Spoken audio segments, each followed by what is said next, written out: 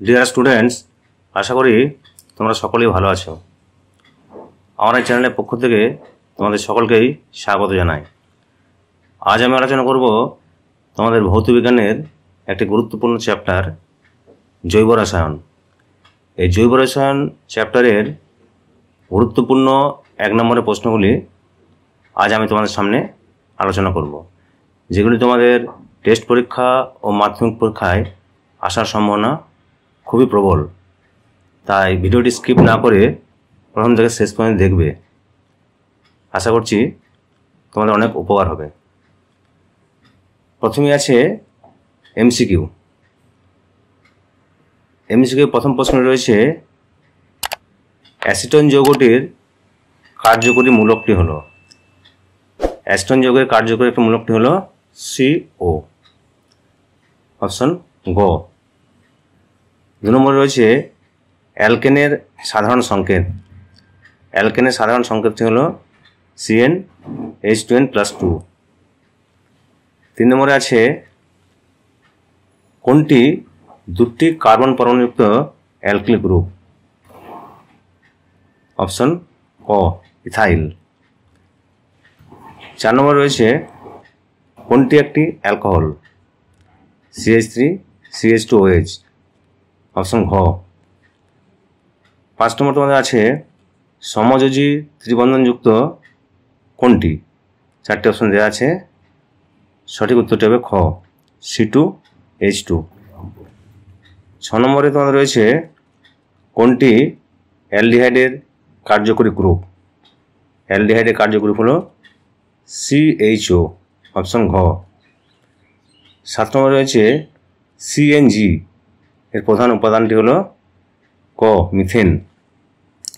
8 নম্বরে আছে LPG গ্যাসে যে দুর্গন্ধযুক্ত যৌগ মেশানো হয় সেটির নাম কি।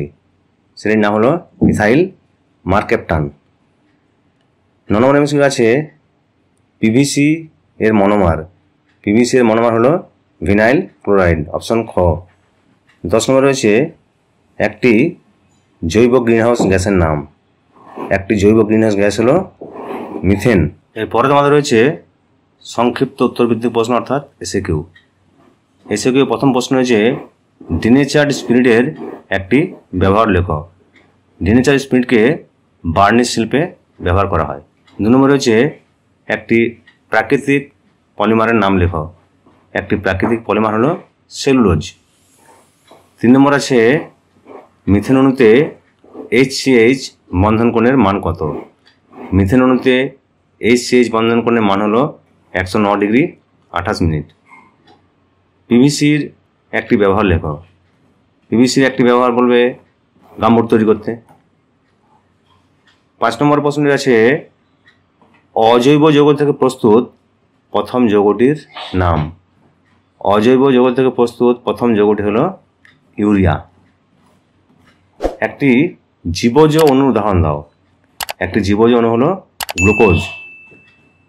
7 নম্বর এসিকিউ রয়েছে সমগণীয় শ্রেণীর পরপত্রী যৌগের মধ্যে আণবিক ভরের পার্থক্য কত।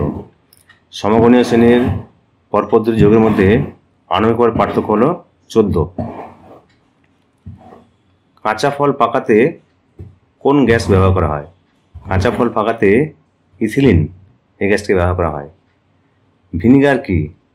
ভিনিগার হলো অ্যাসিটিক অ্যাসিডের লঘু জলীয় দ্রবণ, যেখানে ভিনিগারের পরিমাণ থাকে মাত্র 4 থেকে 8%।